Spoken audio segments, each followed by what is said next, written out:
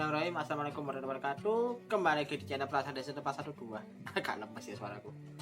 Ya memang udah agak ngantuk sih aku. Jadi kalau suaraku agak keperanan mohon maaf ya, tapi aku berusaha semaksimal mungkin lah. Akhirnya setelah ya mohon maaf untuk video bahasan singkat dari Kamar Degit episode 25 ini agak telat karena memang aku lagi ada urusan yang cukup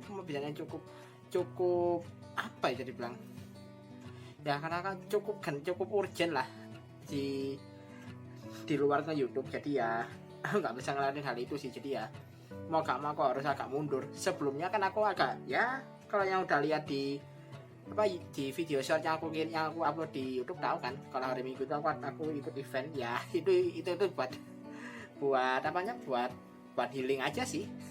Karena ya namanya juga orang yang kan pasti butuh momen healing buat hiburan biar gak stres kan.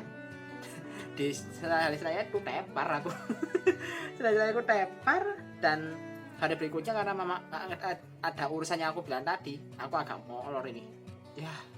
Nggak tahu ya, kalau aku paling cepat aku kan rekamannya Kamis malam, jadi kalau memungkinkan insya Allah Jumat sore aku upload sih. Tapi lihat dulu aja lah tadi kalau perihal uploadnya kapan, bakal aku share di tab community kayak biasanya. Oke, langsung aja aku mulai lah. Bahasa singkat dari bahasa singkat dari Kamar Degit episode ke-25. Udah mau separuh cerita loh, gak nyangka loh. Gak nyangka loh Kamar Degit sudah jalan separuh cerita. Gak ya, kalau misalnya episode-nya 50-an loh ya, ini berarti udah separuh cerita loh. Bener-bener gak nyangka hampir 25 minggu lebih loh perjalanannya. Wow. Setelah berbagai macam kendala yang aku hadapi, bisa sampai sini benar-benar pencapaian tersendiri sih bagi channelku sendiri, bagi channelku pribadi. Dan di awal-awal episode 25 ini, bukan awal-awal juga ya, lebih tepatnya di opening ya, ada yang menarik sih menurutku, karena beberapa detail di openingnya agak diubah, terutama di bagian menjelang ref ya, di bagian ref sampai akhir. Pokoknya di beberapa bagian tuh lebih menampilkan para Jamato. Itu unik sih menurutku, karena ya mungkin karena di sini ya kayak aku bilang di bahasa singkat sebelumnya ya, karena sepertinya kan Jamato Grand Prix ini sudah bisa dibilang ada arc barunya mereka. Jadi kayak anggapannya sekarang Kamar Degit sudah masuk arc ketiga, yaitu arc Jamato Grand Prix. Ya ini agak tahu ya, asumsiku sih sudah masuk arc ketiga ini, yaitu Jamato Grand Prix. Makanya karena Jamato Grand Prix ini terbilang masih baru, ya udah event ini ya lebih ditonjolkan di openingnya. Dan ya hanya beberapa detik kecil kayak para ridernya sudah tampil dengan para supporternya. Itu juga hal yang menarik sih. Walaupun yang lucu si Kewa sih. Kewa tampil tapi sambil gendong pandung kata. Ada si Kekera. aman. Nggak ngomong Kewa lagi aku. Ngomong Kewa lagi ngakak aku lah tuh. Aduh. Bruh. Yang minggu lalu itu ada kocak sih. Kekera sama Kewa kegabung. Aduh, gara-gara gak fokus malah bingung aku ngomongnya. Astaga.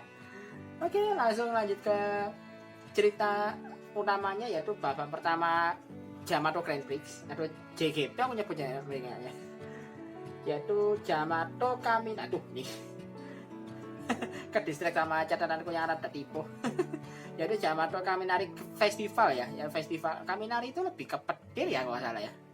Ya sebenarnya jadi bilang apa namanya, misinya sederhana aja sih ya, singkat kata ya. Nah, Jamato ini eventnya para Jamato ini cuma satu, bisa dibilang cuma satu sih. Apa namanya, yang jadi tujuannya cuma satu, ngerusuh. Udah ngerusuh tapi dibalut dalam sebuah event. Udah ngerusuh doang, tapi ada event resminya. Bayangkan event ngerusuh.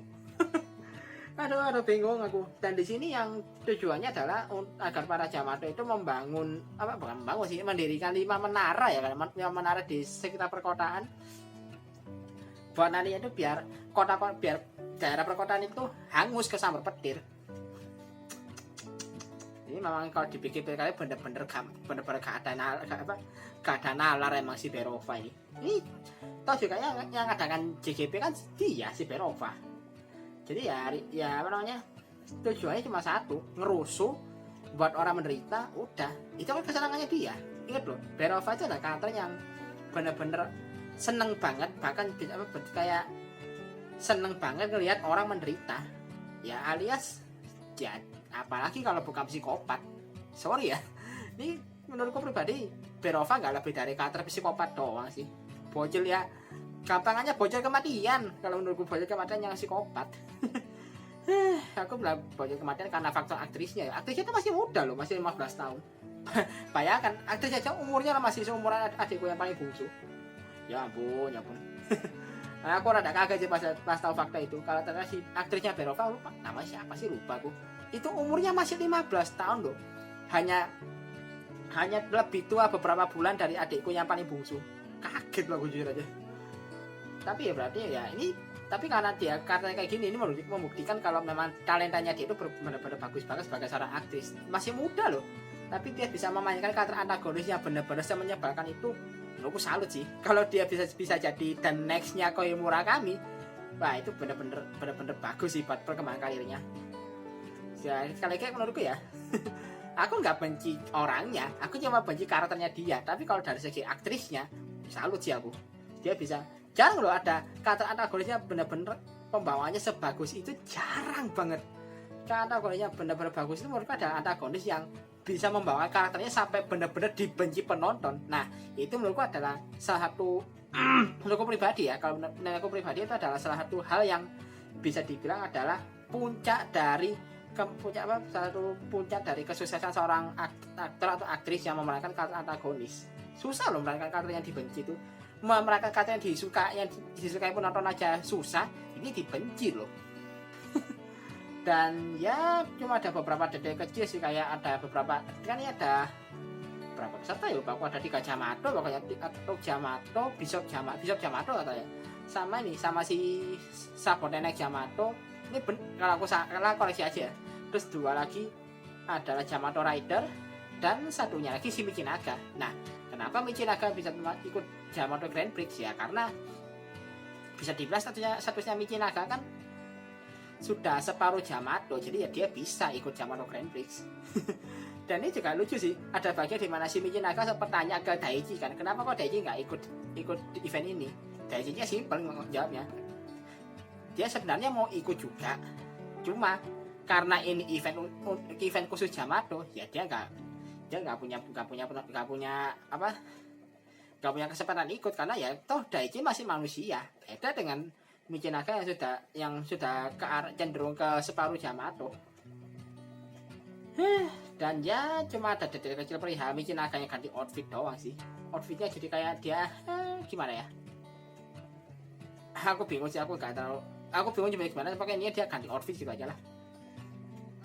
Dan yang menurutku yang benar-benar di luar dugaan ya di event lagi di episode ini, menurutku yang paling di luar dugaan adalah si Sabotenek Jamato, yang si Jamato tendang kaleng itu asli bener-bener kejutannya kan satu, dia meniru wujudnya Toru, dan ini Toru yang sahabatnya si Michinaga, dan bukan cuma wujudnya loh, semua emosi, ingatan itu dia punya loh, ingatan dan emosi Toru itu dia bisa niru.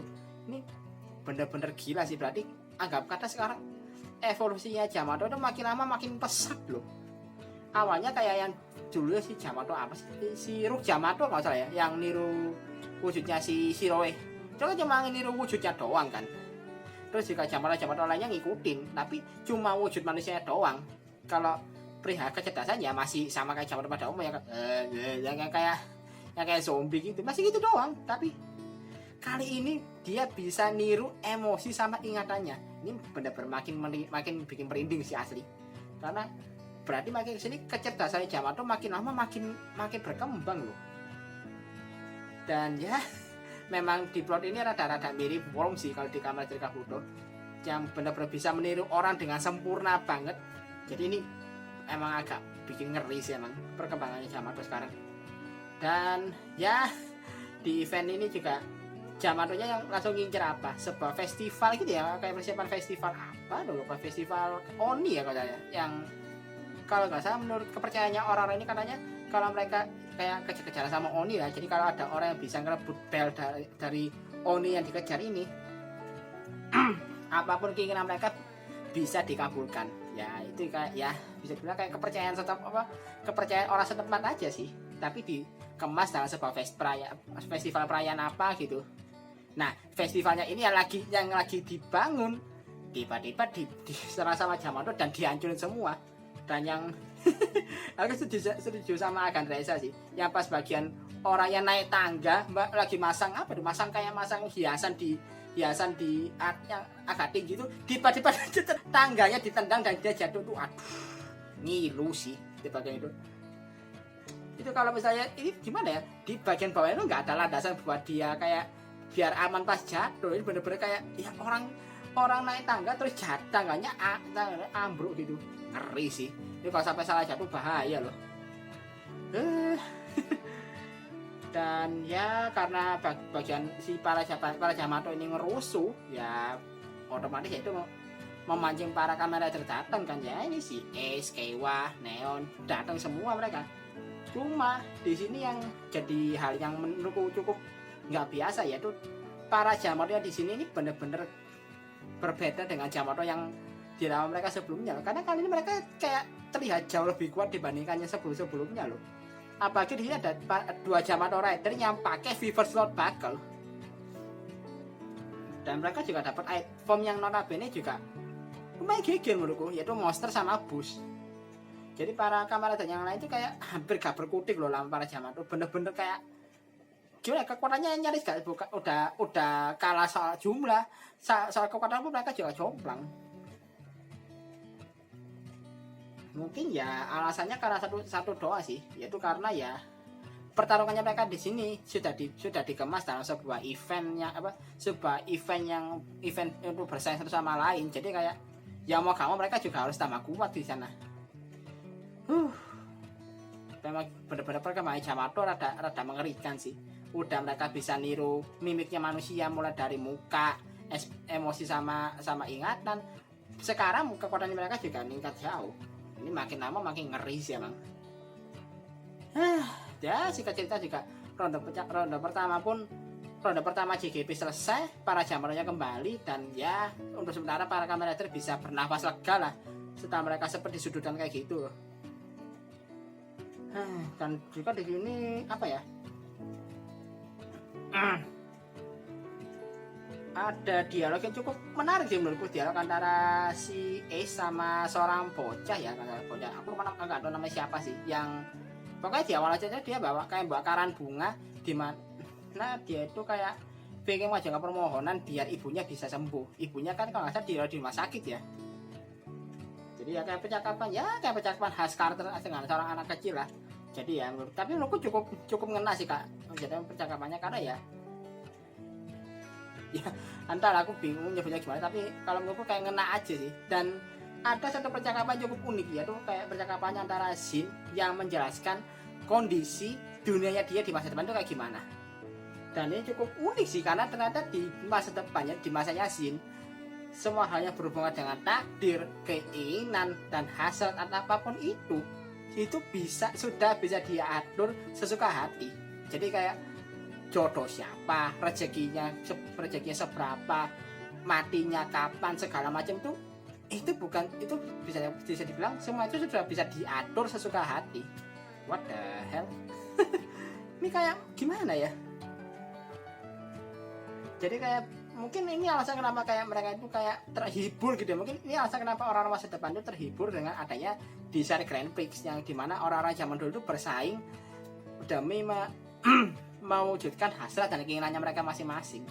Jadi mereka itu kayak ya gimana ya, mereka hidup di dunia di mana hal-hal yang berbau dengan takdir dan keinginan sudah bisa diatur sesuka hati. Jadi kayak hidup di dunia yang bisa dibilang kurang ada tantangannya lah. Jadi makanya mereka pas di DGP mereka kayak merasa terhibur karena mereka bisa melihat hal yang menantang lah, bisa dibilang menantang dan menyenangkan bagi mereka. Ya mungkin ini ya bukan cuma Shinto ya, para orang-orang dalam DGP juga termasuk kayak gitu sih. Terutama ini si Chirami, ngerti sendiri kan Chirami itu kayak gimana, orang yang benar-benar suka drama-dramaan, terus juga kayak suka mengatur segalanya biar ada dramanya, biar makin menarik ya. Tipikal orang TV yang kalau di real life ya, tipikal orang TV yang suka drama-drama biar naikin rating. Yang menurutku itu adalah kata yang paling menyebalkan sih emang. Ya kalau jujur ya, kalau kata yang paling menyebalkan kalau bisa kata menyebarkan di Kamen Rider Kids sejauh ini ya, kalau aku pribadi sih cuma ada 3 orang, yaitu si Berova, si Rami, sama si Michinaga. Michinaga masih mending lah, kalau 2 ini bener-bener kayak ya begitulah. Ini malah curhat aku. Terus juga ya jadi nggak ada dialog ada ini juga percakapan antara si Kewa sama Kekera ya, yang juga bahas soal hal ini. Jadi kayak ya bisa dibilang kayak terusan dari obrolannya Ace, tapi kali ini dari ini ngambil POV-nya Kekera sama ya Kekera sama Kewa. Ngapain salah ngomong. Ngomong Kewa lagi bisa konyol aku. Jadi ya terus ada satu lagi ini menurutku percakapannya benar-benar ini oh ya satu lagi yang ini detail kecil aja sih, kayak ya percakapan yang cukup gimana ya, cukup bikin ngakak antara Kyun sama Neon. Dimana ya kalau di sini kan posisinya kan ya kayak tengkar biasa, kayak pas awal mereka ketemu. Cuma di sini ya Neon tetap masih belum tahu kalau orang di hadapannya adalah Kyun, yang notabene adalah supporternya dia. Tapi ya karena Kyun sempat nyinggung soal desainnya Neon mulai kayak sedikit kayak ke-trigger lah, kok dia bisa tahu soal keinginanku. Jadi kayak udah ada tanda-tanda kalau Neon mulai sedikit tersadar lah, bisa dibilang kalau orang di depannya adalah orang yang selama ini ngedukung dia. Tapi nanti lihat dulu aja kayak gimana. Sepertinya tuh hal itu bakal di develop pelan-pelan ya kalau aku lihat itu. Jadi ya lihat dulu kayak gimana ke depannya. Tapi karena apa? Menurutku yang benar-benar ada plot twist lagi adalah percakapan antara Kosei Kurama dan juga si Niram, yang ternyata terungkap kalau anaknya si Kosei Kurama yaitu si Neon alias Kamen Rider Nago adalah anak yang terlahir dari dari permohonannya si Kosei Kurama ke Dewi Pencipta. What?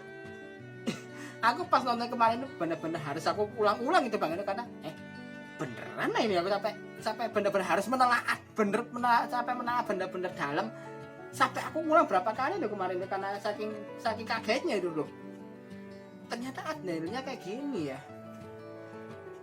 Tapi aku jika ini menimbulkan pertanyaan lagi loh, ini benar-benar kayak memohon kayak gini ini karena memang memang ayahnya si Neon itu adalah peserta DGP yang kebetulan dulu di edisi entah di edisi berapa itu dia pernah jadi desasin dan akhirnya memohon biar bisa punya anak ke Dewi Pencipta dan akhirnya lahirlah Neon, atau itu dilakukan secara diam-diam dan benar-benar kayak menyalahi aturan DGP ini loh.